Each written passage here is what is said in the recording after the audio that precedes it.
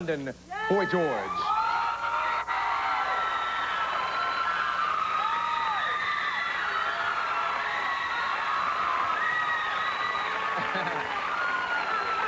How you doing? I'm all right. I can't see me, but I can see you. Okay. You know, now you and I did Motown Review together a long time ago, a little sketch on there, and I always had a problem with what to call you. See, if you were a brother, I know I couldn't call you Sir boy. will do. Sir. So I'll call you sir, I won't call you boy. How's everything going, man? Well, you know, it's going good in America. You know? Yeah. I've been asked by a lot of people like why I'm not being played on white radio.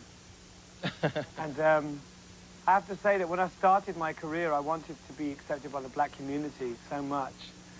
And now that I am, it's a nice feeling. I mean, I'd like to be negative, but I can't. You know, yeah. It's a good thing. I feel really good about it. I'm really happy. Well, let me ask you, who were your idols growing up? Who did you listen to, sir? Gladys Knight. Mm-hmm. Gladys Knight. Yeah. Anybody with a voice, you know. I mean, I still listen to things like Dinah Washington, Ella, Billie Holiday, Luther.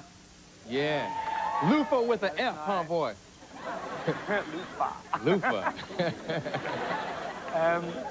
I'm just into people that can sing. I have a very old-fashioned attitude towards music. Mm-hmm. I think if you can sing, you're okay. Well, you have a lot of fans here, not only in the studio, but they're going crazy. I don't know whether anybody's told you this, but all day we've gotten gifts and balloons and things for you, and I don't know what to do with them. I guess I'm supposed to satellite them to you. You send them on, yeah. Send them on. But they love you here. You know, but there's a big difference between the public and the media. It's like the media and the public are two different things. And I think the trouble that a lot of artists make is that they forget that people are a different thing, you know. They're not so concerned with the same things, you know. And yeah. I've always had a really good response from America. Yeah, let's talk. From the people that are nice to me, you know, that like me. Absolutely. Yes. They're screaming again. Let's talk about something for the sake of people who might not know what's been going on with your life. A lot of people ask me, why didn't I wait until you came to America? Why don't you explain exactly why you can't come here right now? Well, I can't come to America because I have a drugs conviction. And before I go on about that, it's caused me a lot of problems, you know, financial, spiritual, philosophical. But I'm waiting to get my visa back from America. And until I do get the visa back, I can't come to America. Yeah. And, you know, for me, that's a really big problem because I'm like a stand-up comedian, you know, I have to be there, you know, and I have to be with people to respond. I don't know, it's just difficult. So, I mean, it is hard for me at the moment because I really want to come to America. And until I get my visa, I can't come. For all the people who love you, and I know we have a second delay here, so sometimes we're going to step on each other. For all the people who love you, let's talk about the drug problem. Is it over? For me, it's over, yeah. For a lot of people, it's still... One thing I must say is that for a lot of people, they forget that it was a personal thing as well as a public thing. And, you know, I don't want to sound like a politician or anything, you know. Mm-hmm. I just think it's something that happened to me, and I'm really trying to forget about it. And I'm looking at the floor now, right, because I can't deal with this. Yeah. And I just wish people would give me, I don't know, the time, I suppose, to forget about it. Do you think the press... well, let's talk about America and England. Who's been the most forgiving as far as what you've been through and what you've done? My mother.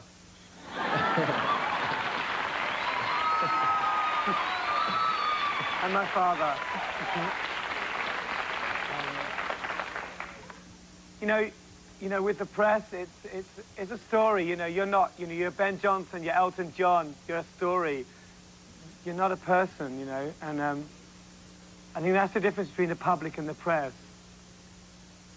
Yeah. You know, and that's the thing, you know, I mean, I think you've got to realize that you're not really as important as you think you are. For the press, you're as important as the last story they print about you, you know. Right. You have an interesting song, or a song I found interesting on your album called You Are My Heroine. Tell me about that. Well, the song is really about how we're all addicted to one thing or another, you know. When I was in Culture Club, it was like an obsession for me, you know. It was probably more important than anything else. I mean, when I was in Culture Club, I never went out of my house. I just used to be addicted to being Boy George and being in Culture Club. And a lot of people are addicted to alcohol, drugs, food, love, misery. And that's what the song is about, you know. And it's been, for me, the song was a way of relieving a lot of inner tension and kind of, it's the only way I know how to get rid of those kind of feelings is to write about them, you know, because I've always been a very emotional performer, and what you see is what you get with me. That's what I am, you know. Do you think that your image, especially involving your sexuality, do you think it has hurt you?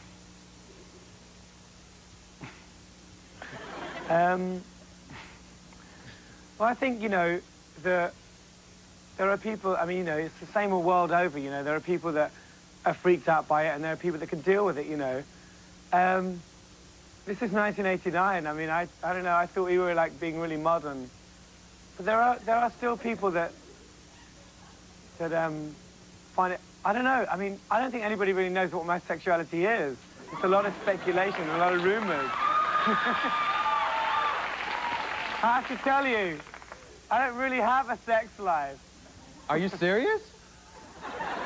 Well, you know, I'm so pretty serious. I mean, You don't have a friend right now, sir? Well, I mean, I have a friend, but nobody says you have to sleep with your friends. I don't know, I find that, well, first of all, it's very personal, this kind of question. I think via satellite to London is a perfect place to talk about personal business.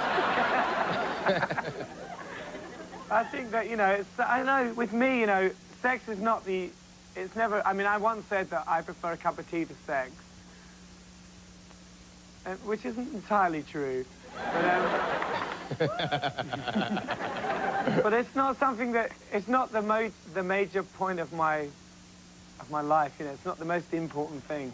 And also with this new thing with AIDS and everything, I'm completely celibate at the moment. I just really, I don't know, I'm really more into my music, you know, than I am to anything else. It's a bit kind of hedonistic, but that's the way it is.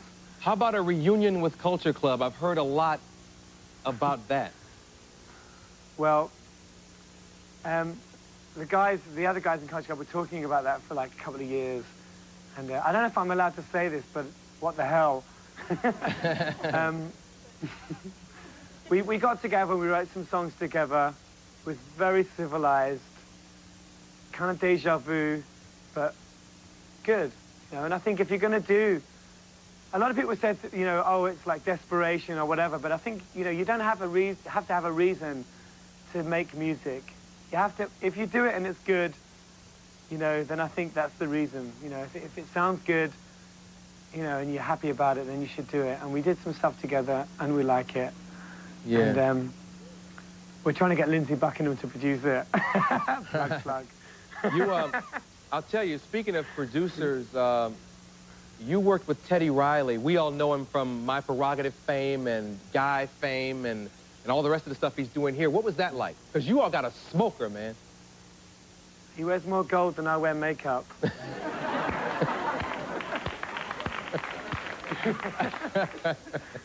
I mean, no, it was Sharon Hayward, who's like deals with the black section of American music in Virgin, suggested that we get together, and it was very quick. You know, he came into London for 3 days, and we did this stuff, and then he went away. But I wasn't sure what to think about him until we wrote a song called I'm Not Sleeping Anymore, and we did it on the piano. And because obviously we used a lot of machines on these tracks, and he played the piano, and it was really beautiful. Mm-hmm. You know, we did this song on the piano, and I have a lot of respect for him, you know. Yeah. And I mean, trip is a new thing for me. It's a new area, and, you know, and I don't know, really, it's just weird because I'm in England and I can't feel the response in America. And it's like being an actor making a film, and then you go into another project. And I have to work on emotions and response, you know. Well, let me say this. Can First you hear of all, me? yes, absolutely. We're just listening.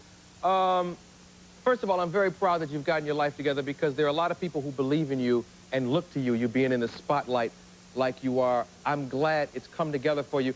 And you say sometimes you can't hear the response. On the way out here, I want to say thank you. This was a lot of fun, and we're going to let you hear the response. Ladies and gentlemen, from London, Boy George. We'll be back with Mary Fran.